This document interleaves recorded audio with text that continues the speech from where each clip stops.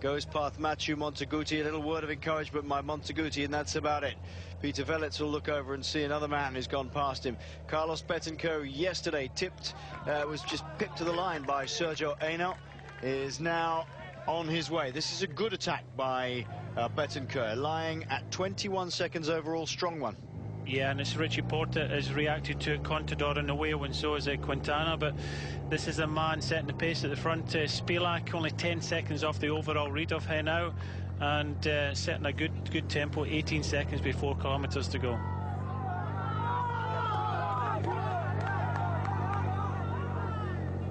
Inside the last 4 kilometres here for the Tour of the Basque Country Stage 4.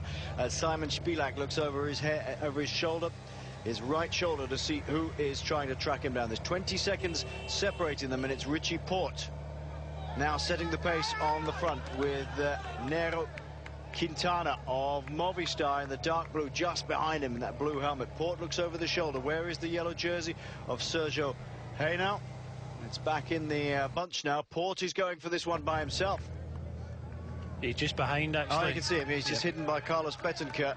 And there goes, on the left-hand side of your shot, Alberto Contador going around Sergio Henao, or at least coming up onto his shoulder. Peter Weening just about to be swallowed up. He should be able to stick in with this group, though.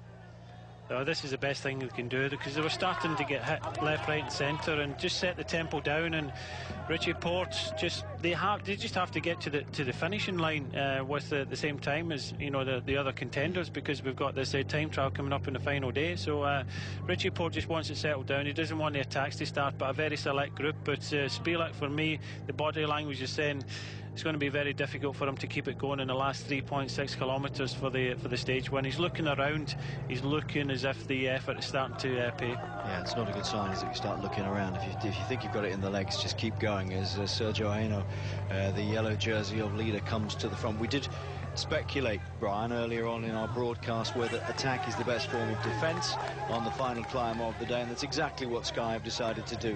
They've been shepherded to the bottom, and Sky have got 2 very strong men. The top 3 is in that group. It's Sergio Henao in the yellow jersey of the leader, and then Nairo Quintana of Movistar in the dark blue with a big M on the front. And then after that, Richie Porte. Porte, of course, on fabulous form, winner of Paris-Nice. And with 16 seconds, Spilak is going. I've got a feeling the others are looking at each other just a little bit, possibly. Or just setting at a decent pace, but they have to keep Spilak within reach. Can't let him get too far ahead, but as we've already said, by far the best time trialist in that group is Richie Porte. So he's in a good position at the moment. 16 seconds for Spilak.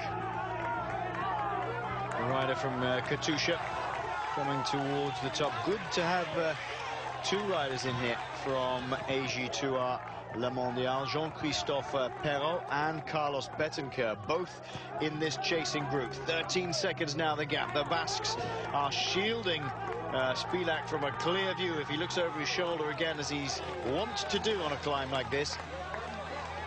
He'll be shielded as they go under the 3 kilometre to go mark. Weening has blown. No more for Peter Weening, started at 21 seconds down, and the legs have just gone pop, I'm afraid. Stop looking behind you.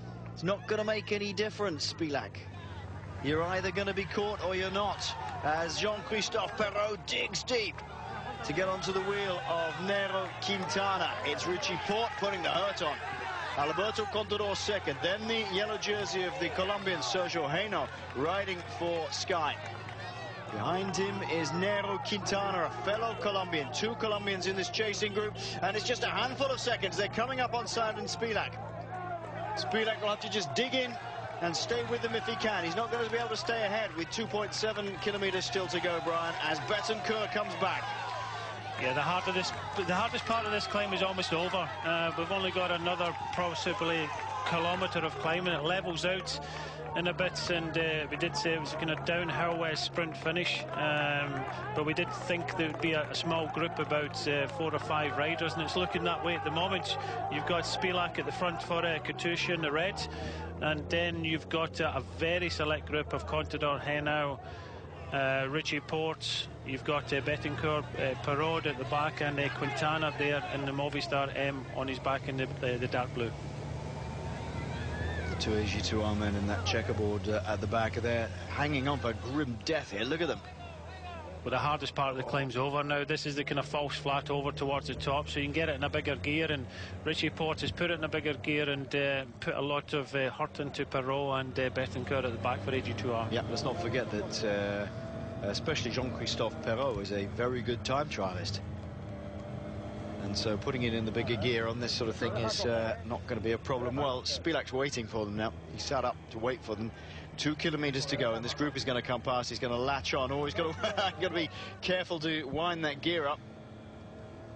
So the group now consists of, in the red and white at the back, Simon Spilak, then Carlos Bettencourt and Jean-Christophe Perrault, in that order as you look at them going forwards. Then Nairo Quintana in the dark blue of Movistar, the yellow jersey of leader Sky's Sergio Henao, another Colombian. There's 2 Colombians in this group along with Quintana there, and then Alberto Contador in the blue and yellow of Saxo, doing very well today, and he should, this terrain will suit him nicely. But Richie Porte, what a man, really on form here.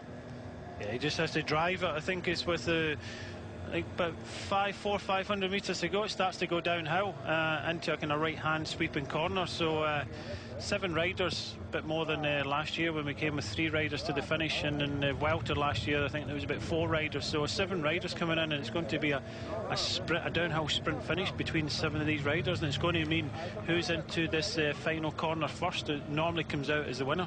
Who has the sprint finish to deal with this? Well, you know, my money will be on here. Contador. No, Spilak.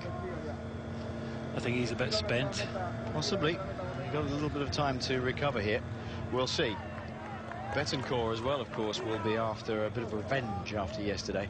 He thought he was going to get the finish today. Jean-Christophe Perrault working super hard. Now here we go behind. Sammy Sanchez has missed Samuel Sanchez in the orange here.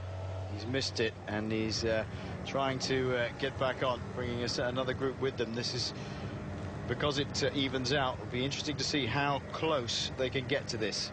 6 seconds, that's very close. Good riding by the chasing group then. Contador leads them through the bend. If you know Sanchez is after them, then he'll keep going. He's a real battler here. And Jean-Christophe Perrault is dying a million deaths. This is such a dodgy finish, this one. Yeah, it certainly is.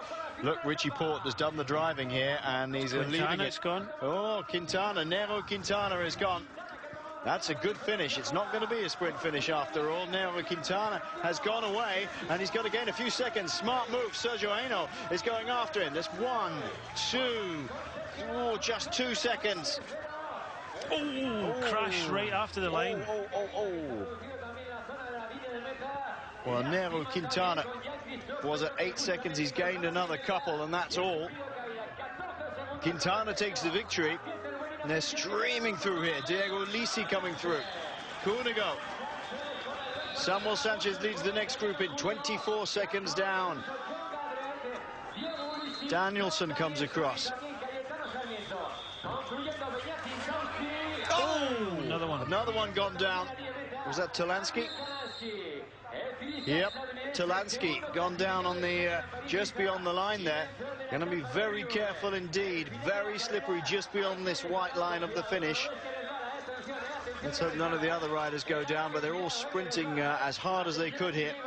This is TJ Van Garderen coming in safely. 57 seconds. The red flag is out. They'll just take their foot off the gas a little bit. So a couple of riders down just